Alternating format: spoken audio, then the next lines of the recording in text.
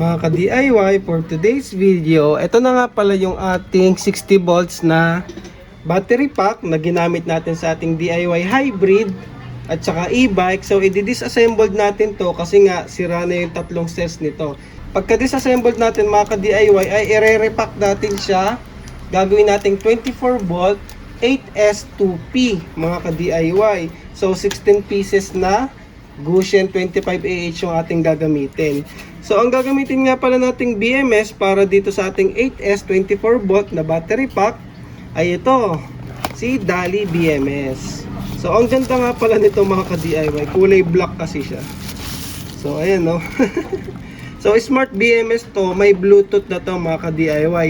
And then yung binili ko, 60 amps lang kasi 50 Ah lang din naman yung ating battery pack at recommended 1C. So 50 amps lang talaga yung recommended continuous amps ng ating battery pack. Kaya 60 amps lang yung binili kong BMS mga ka-DIY. So ayan, ang ganda niya no. Black. Tapos may Bluetooth. Ito yung sa thermal niya na ididikit sa battery. So ayan. Tapos syempre pa-partneran natin yan ng active balancer. So ang ganda rin ito. Blue and black din. So, terno sila, no? Ay. Nalaglag yung wire. Ayan yung wire niya. Tapos, ito yung ating mismong active balancer. Ito ay capacitor type, mga ka-DIY. Ito kasi nakakabit inductor type. So, 1.5 amps lang to. Ito, 4 amps. Merong mas malaki pa dito yung 6 amps. So, blue-black. So, blue-black siya, no? Tapos yung BMS natin blue black din. So ayan. Itong dalawang combo yung pagsasamahin natin para sa ating bagong 24 volt battery pack mga ka-DIY. So unang step natin syempre, baklasin ko muna to and then mamaya ipapakita ko yung pag-assemble natin. So start natin, gamit tayo nito para mas mabilis. So, pag disassemble, tanggalin ko lang naman lahat and then i-fast forward ko na mga ka-DIY. Siya nga pala, baka kailangan nyo ng 20S na BMS. So, Dali BMS din to, tsaka active balancer. Ibebenta ko na to, mura lang, para mapakinabangan nyo pa mga ka-DIY. So, baklasin natin. So, tanggal lang lahat yan. So, fast forward na to mga ka-DIY.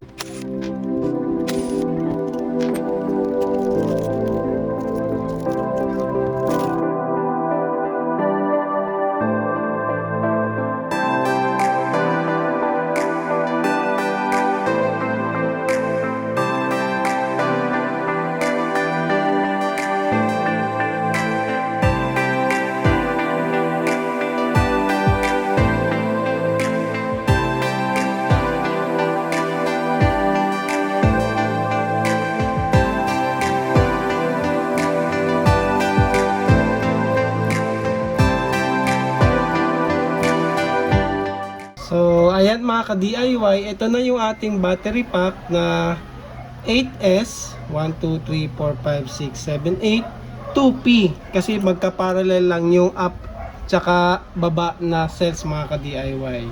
So, isi-series lang natin yan, i-parallel lang natin yung magkapatong na cells kagaya nito, lalagyan nyo lang ng ganito, ng bus bar and then isi-series natin. So ayan, isi-series nyo yan, tapos sa kabila papunta naman dito, tapos ito naman papunta dito, tapos ito papunta dito, and then ito naman papunta dito mga ka-DIY. So series lang naman, 'di ba? Marami na tayong nagawang video niyan. Sundan nyo lang yung dugtong-dugtong ng cells.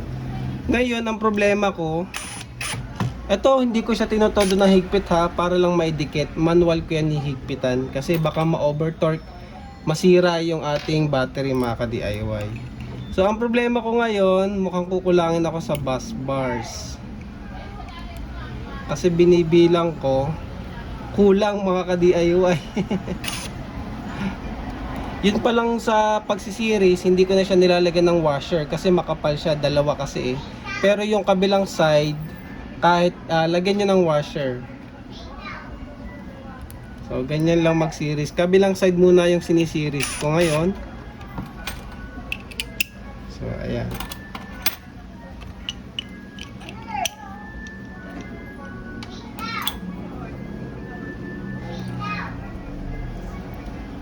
Kulang. Paano kaya to?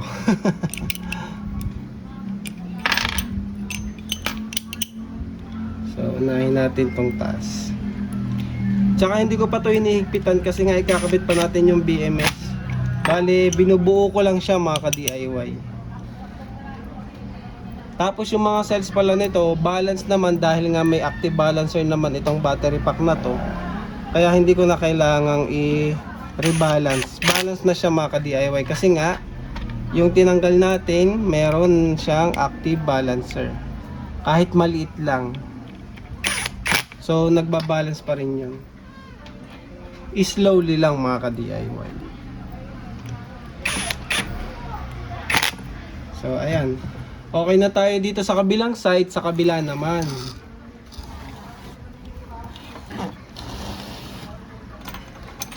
Kaso hindi aabot yung ating bus bar.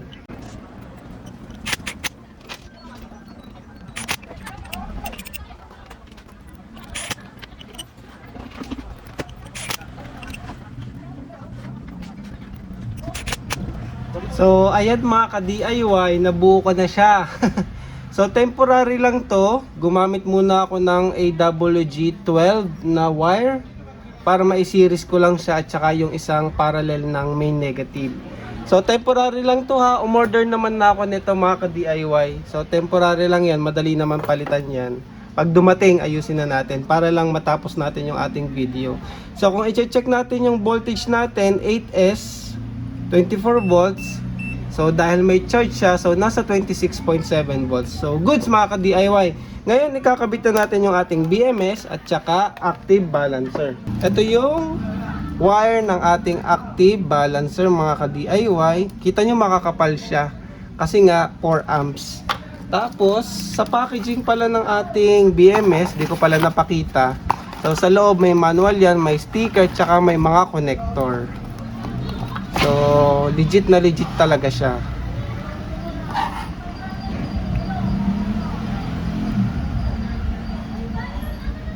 So, gagamit na rin tayo ng ring connector. So, ito pala, meron siyang, ito, dito sa UART ata to. Kaso, hindi ko naman to i-connect sa PC. So, hindi natin gagamitin tong isa. Ito, gagamitin natin. Ito yung mismong balance lead. At saka, ito, may extra pa siya, B+. So, ikabit na rin natin, B+. Pero ito, connected lang naman yan dito. So, parehas naman silang B positive yung main. Tapos, dahil gagamit tayo ng ring connector, ikabit na rin natin dito sa ating active balancer, mga ka-DIY. So, sundan natin yung main positive, tsaka B+, ikabit natin dun sa red ng ating active balancer. So para hindi siya gumalaw, isaksak nga natin, tumatakbo eh. So ayan, pag connect-connectahin natin gamit ang ring connector. So ito muna. Yan, pagsasamahin natin tong tatlo.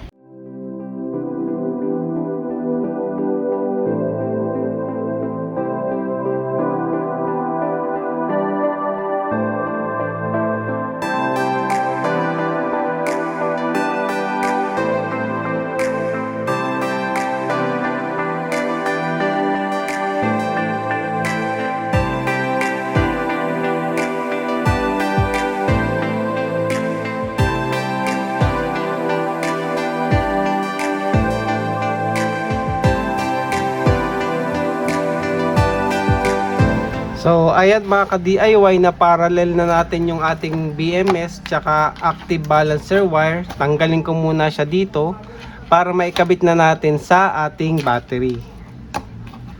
So tanggalin muna natin. So tingnan natin kung aabot yung mga wire. So baka dito na lang natin ipatong yung BMS tsaka active balancer sa may ibabaw mga ka-DIY. So magkakaroon naman tayo ng wire management maya maya. So unahin natin yung ating negative. So itong wire na to, yung black. So dito yan sa main negative.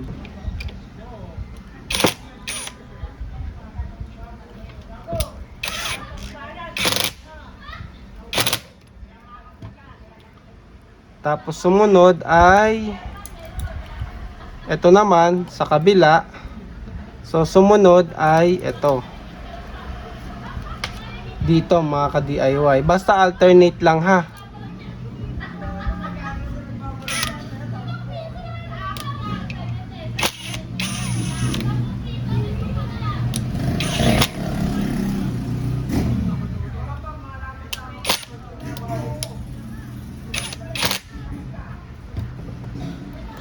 Kabit ko na rin tong kabila kasi baka malito tayo.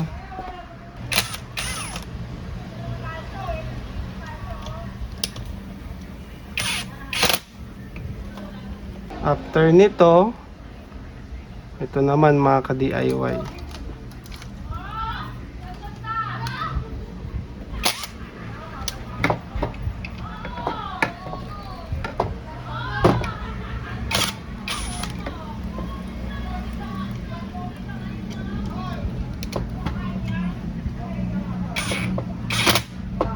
So after dito naman mga ka-DIY, yung kabilang side nito.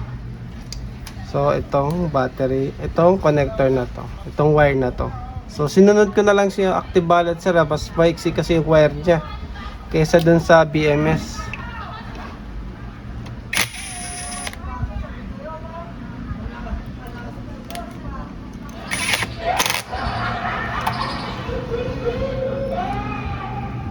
Yan, tapos sumunod ito sa kabila naman ulit.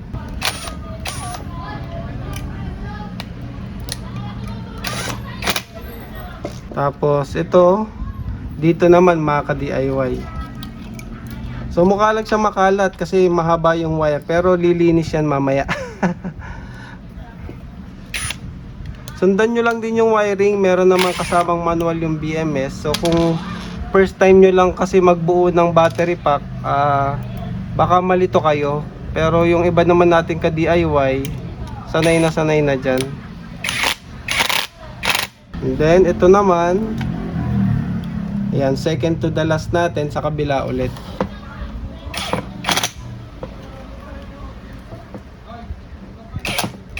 So tapos yung last natin, yung main positive na mga ka-DIY, ayan yung pula. So ito na yung pula. Ayan, dito na yan sa ating main positive.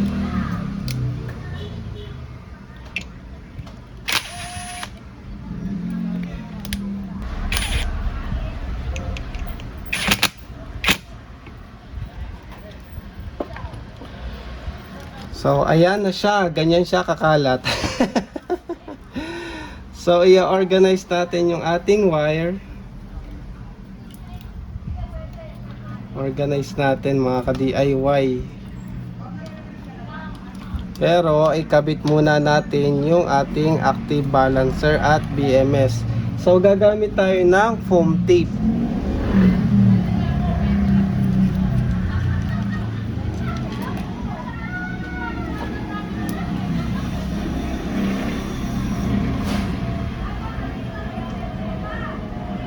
Mas maganda pala dito sa left side yung ating BMS kasi ito yung i-connect natin dito sa ating main negative, B negative, ito dito. So dyan natin siya ipopwesto. So dapat dito siya. So dyan siya. Dyan natin siya iti-tape. So lagyan natin ng double-sided tape mga ka-DIY. Maganda sana mga ka-DIY kung makakahanap tayo ng case, no, para sa ating battery pack, para hindi siya naka-expose. So after ko ayusin yung mga wire natin mga ka-DIY, so nagkaroon lang tayo ng konting wire management. Tapos kinabit ko na rin yung main negative dito sa ating main negative. So yung B negative dito na lang yan ikakabit. So ayan na siya mga ka-DIY. So buo na yung ating 24 volts na battery pack. So ayan, ganyan lang siya kadali gawin. Medyo mukhang mahirap lang kasi medyo ang daming wire. Hindi kasi ako mahilig magputol ng wire, baka kasi mabitin Tsaka at least pwede ko pang i-reuse. Pag tinanggal ko siya, mahaba pa rin yung balance wire natin. So nasa inyo naman yan kung gusto nyong putulin para mas madali, mas malinis. Pero ako ganyan na lang. Tapos sana mahanapan ko siya ng case para mas maganda yung kanyang itsura mga ka-DIY. So ayun lang para sa video na to. So i-check pala muna natin yung voltage. So yung main positive natin andito, hindi ko pa nalagyan ng wire. So saka ko nakakabitan ng main positive wire kapag ikakabit na natin sa inverter. Check muna natin dito. So yung kanina natin ay 26 volts. So check natin mga ka-DIY. So 26 volts pa rin naman kapag sa BMS. So 26.7. Mga ka-DIY, para nga pala dun sa kanyang app, kasi nga smart BMS siya, ito yung ida-download nyo, Dali BMS, tapos punta lang kayo dito sa BMS device. So ayan, madidetect na siya kaagad, Bluetooth. Ayan. So sa kanyang app, makikita natin, ito sinet ko yung capacity at saka kung ilan yung state of charge sa voltage na yan. So kapag 26.6, nasa 80% kasi yun mga ka-DIY. So sinet ko yan kasi hindi, by default hindi siya tama. So mamaya ipakita kung paano. Pero tingnan muna natin dito sa baba. So dito nakikita natin yung temperature kasi nga 'di ba may dalawang sensor tayo diyan na wire para sa temperature. So pinaglayo ko sila para makita natin yung temperature sa bawat dalawang area. Tapos makikita natin dito yung cell voltage. So meron tayong 8S. So nakikita natin, so hindi siya halos balance naman, millivolts lang yung difference. So nakikita natin yung pinakamataas is 3.335, pinakamababa naman is 3.326. So ayan, nagbabalance siya kasi may active balancer tayo dito, kaya nag-iiba pa yan, nagko-correct pa yan. Tapos ayan yung version info ng app. So para baguhin yung sa settings, sabi ko nga punta lang kayo dito. Tapos yung password niyan default ay 12345 6. Confirm. Ayan. Meron tayo ditong voltage tsaka current setting. So hindi ko naman binago yung mga yan, default lang muna. So tama naman yung over voltage natin kasi ang pinaka fully charged talaga natin is 29.2. So kapag lumagpas dyan is over volt protect na tayo. Tapos sa over discharge naman natin is actually 20 volts dapat. So baguhin natin to. Pwede nyo pindutin yung setting. So 20 lang, sagad na yon na undervolt. O kaya i-24 ko na lang para hindi naman sagad. At least may 10% pang matitira, 24 volts. So i-okay nyo lang. Ayun, mag-a-update na siya. So undervolt protect na tayo ng 24 volts mga ka-DIY. So ayan, yung iba hindi ko na binago. Tapos ito yung overcurrent, hindi ko binago. Yung discharge overcurrent protect. So kapag ginamit mo siya, ano yung pinakasagad na discharging current natin na magpo-protect siya. So naka-default yan 90, ginawa kong 70 amps. Kasi yung connector natin dito 50 amps lang sa may battery para sure lang. Tapos cell string tama naman na yan, hindi ko na binago yung iba. So temperature setting, wala rin akong binago. Dito sa balance setting, ang binago ko mga ka-DIY ay wala rin. So dito naman, ayan, battery type, kapag hindi LFP, palitan nyo, gawin yung LFP. Kung lithium ion or lithium tantalate, so pwede nyo palitan dito mga ka-DIY. So ayan, no, iba-ibang klase ng battery chemistry. Tapos ito, yung rated capacity, dahil nga naka 2P tayo, dalawang 25Ah, kaya 50Ah yung nilagay ko. Kasi by default, yan ay 25 lang ata. Tapos sa sleep time, kasi kapag hindi mo ginamit to, nag-i-sleep yung BMS. So, nilagay ko sa never sleep. Tapos yung magiging value niyan ay 6, 5, 5, 35 seconds. So, never sleep yun mga ka-DIY. Tapos ito yung sinasabi kong SOC setting. Yung 26.6 ay equivalent yun sa 80%. So, chinek ko kay Google. Kasi kanina, 50% yan. Binago ko, ginawa kong 80. Tapos, yun lang. Wala naman na akong iba pang binago. So, tingnan na lang natin kapag ginagamit na natin siya. So, ayun. Hindi mo naman din to laging titingnan mga ka-DIY. Ayun nga, may bug lang pala yung app, no? naglolo ko siya minsan, nagko-close, tapos i-reopen nyo lang. Ayan, tapos i-click nyo lang ulit. Pero nasi-save naman yung mga binagong parameters kasi ayan no, 80% pa rin siya at 26.6 volts. Tapos 40 AH remaining. So hindi ko kasi siya na fully charge talaga nung huli mga ka-DIY kasi nga may problema. So ayun lang. Para sa video na to, ito na yung ating 24 volts. So sana nag-enjoy kayo. Thank you for watching mga ka-DIY. Abangan nyo yung ating hybrid setup gamit itong battery na to. So pag nakabili na tayo ng inverter. Maraming salamat mga ka-DIY and thank you for watching.